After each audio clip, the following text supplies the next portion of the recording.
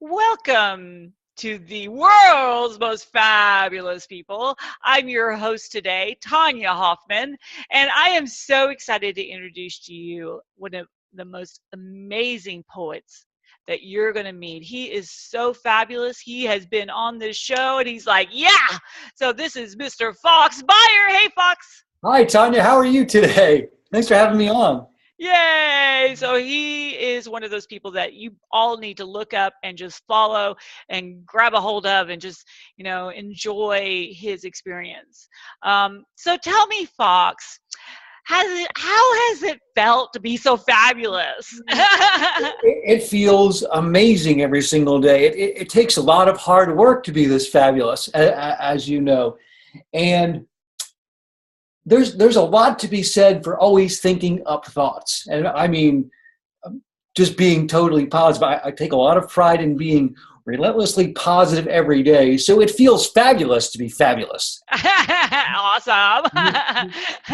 So tell me, I mean, one of the things that people look at, especially as a poet and you're a teacher, in the school system, so you get to see all these little young minds that are going and becoming fabulous and inspiring them.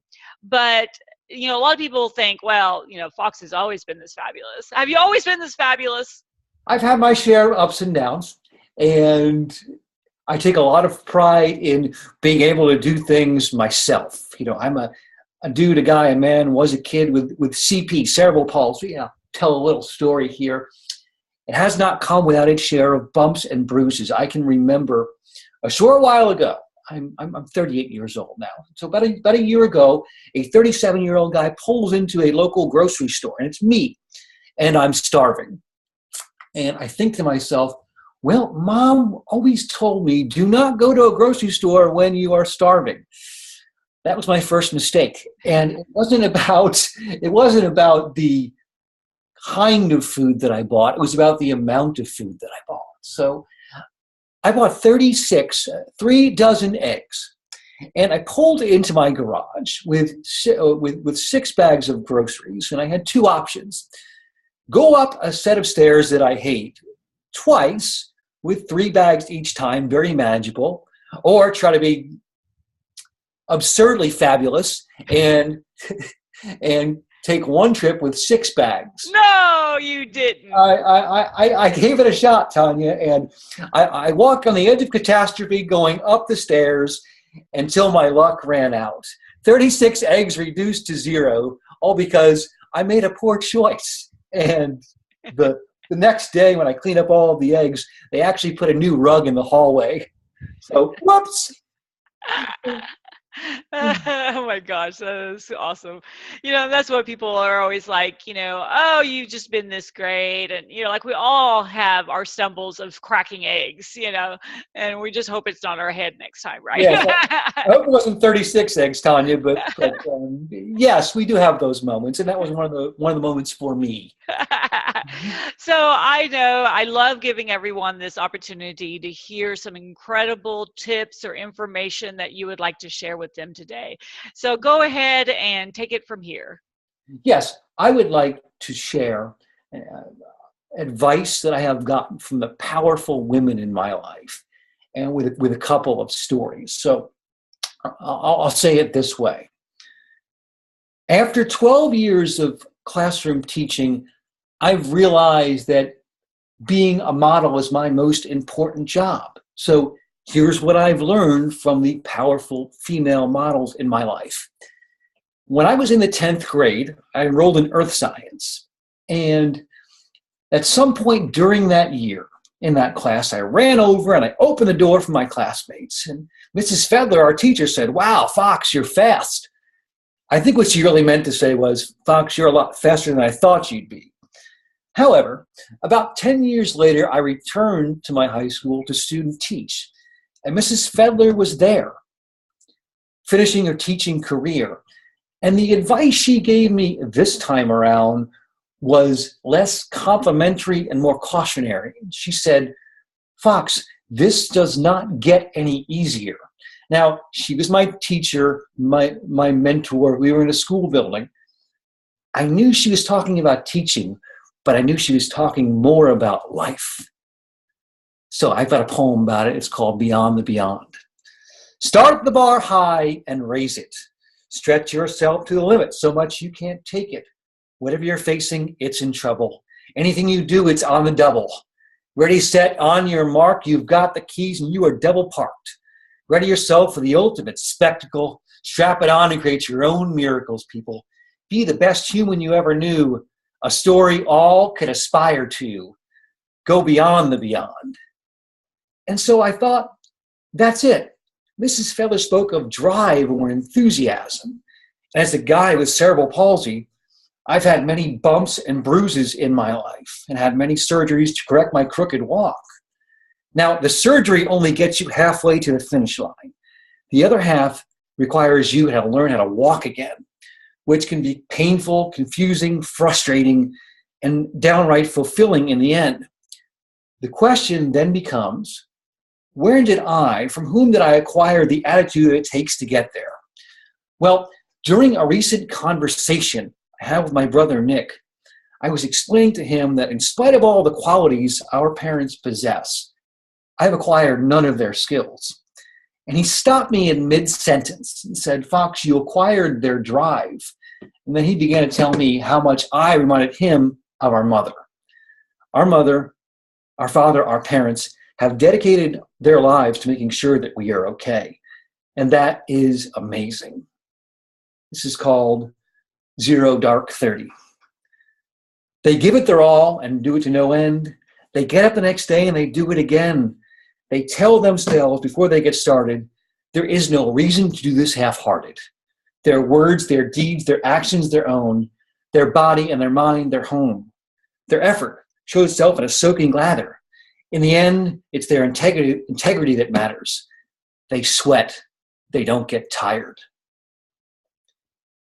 Again, I've had a lot of bumps and bruises in my life. And when I forget about them, it seems I find myself in an airport and I'm questioned by a security guard. Sir, do you have any artificial hips or knees? Fair question. I don't. But what I have are scars. And my scars and my body from my procedures remind me of the people that have kept me on my feet all these years. Of course, my parents, my teachers, my coaches, my siblings, my friends, my therapists, and Karen Tanner. Funny, the advice Karen Tanner gave years ago was not even intended for me. As she told a fellow friend recovering from knee surgery, John, if you want to regain your old form, you have to take yourself to tears every day in therapy. I have never forgotten her words, and I never will. And so those are the people and advice from women that I have received over the years that have been so impactful. Amazing. Yay! That was Thank amazing. you.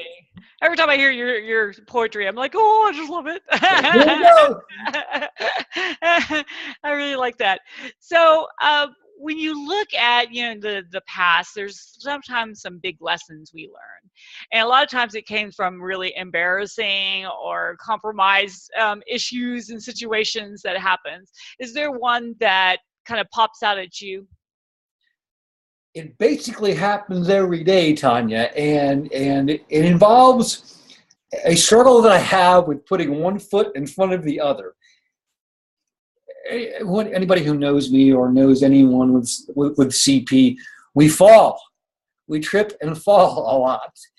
And I can remember, and it happens all the time, but this one time as a 30-something school teacher, I fell in the hallway with my iPad, and I broke my iPad. Sometimes what I learn when I fall like that is I see either a really good side of people or a side you don't want to see. And we spoke earlier on about catching students doing something right. And so last year I'm transporting myself to my next class, and like I said, I trip and fall, and my iPad comes out of the case and stumbles out, cracks, and people rush over to see what was the matter. And the first kid that actually got to me was a student named Isaiah. And Isaiah was not he wasn't confrontational, but he wasn't into class. But just him coming over there and making sure that I'm okay told me all of the good things that I needed to know about him. So falling to me gives me insight, not only on the dust on the ground, but either the very good or poor things about people, if that makes any sense. Oh yeah. Yeah, when the true colors, are waved, you're like, alrighty. No, see ya. We see that all too often, especially as speakers, and people don't realize that it gets around really quick. How do you treat people when no one else is looking? Integrity. Yeah, nobody appreciates a diva or a devo. Especially not you. Yeah, that's right. Exactly. So I know you have something incredibly fabulous and incredibly valuable to offer our listeners today. What is that? I would love if you would email me off my website, foxbeyer.com. That's FOXBEYER.com. If you enjoyed our conversation, I have a copy of my book of inspiring poetry called Letter Kindling, Igniting, Inspiring, and Evoking the Fire Within. Some of the poems I just recited are actually from this book. The book also has amazing illustrations. Here's one from a former student of mine, Abigail Sobieski, from poem Fresh Fish Thoughts. Let's go to another one, Tanya. How about Marsh Rat, drawn by Stephen Whetstone, a good buddy of mine from the University of South Carolina. So that is yours, off my website, foxbeyer.com. Awesome. And I have the book and it is amazing. And so I encourage you to go grab one. Fox spoke at my conference, the public speakers conference this last year, and everyone was like grabbing his books. Everyone's walking around with his books and reading it. So make sure that you pick it up. He's giving it to you. So grab it, right? So go to Beyer, BEYER.com today and make that way you don't forget, and grab a copy and get connected with Fox, because obviously he's someone that you want to get to know for a very long time. So thank you, Fox, for being on the World's Most Fabulous People series. It was an honor and a pleasure. Thank you, Tanya. All righty, everybody. We will come again and give you another incredibly fabulous guest so that you too can connect, learn something, and walk away feeling a little bit more fabulous yourself. So bye, Fox. Take care.